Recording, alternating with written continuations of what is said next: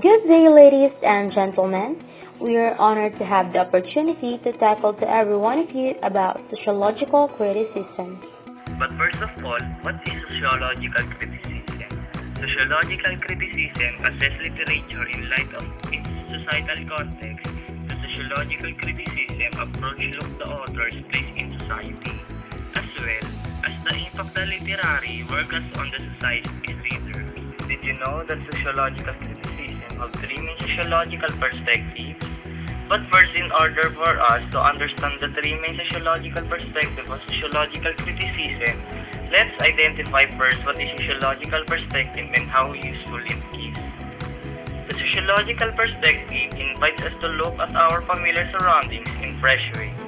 It encourages us to take a new look at the world we have always taken for granted, to examine our social environment with the same curiosity that we might bring to an exotic foreign culture. These three main sociological criticisms are structural functionalism, symbolic interactionism, and conflict perspective.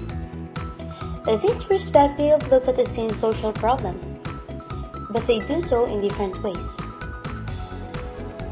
And now, let's find out what is the meaning of the three sociological perspectives. First is structural functionalism.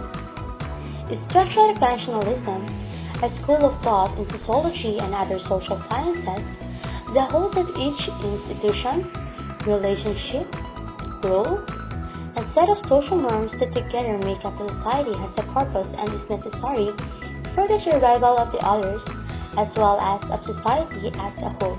Second, symbolic interactionism, a theory that emphasizes intrapersonal interactions is known as symbolic interactionism. It makes the case that people's behavior is determined by the meanings they give to various objects, which can vary from person to person and change over time. Third, conflict perspective.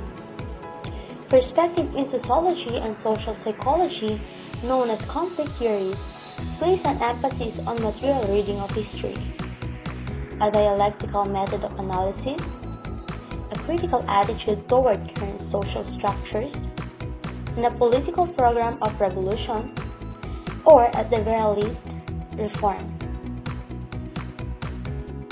Kenneth Burke is the one who introduced the sociological criticism. In addition to that, sociological criticism is influenced by new criticism. However, it adds a sociological element as found with critical theory or Frankfurt School and considers art as a manifestation of society, one that contains metaphors and references directly applicable to the existing society at the time of its creation.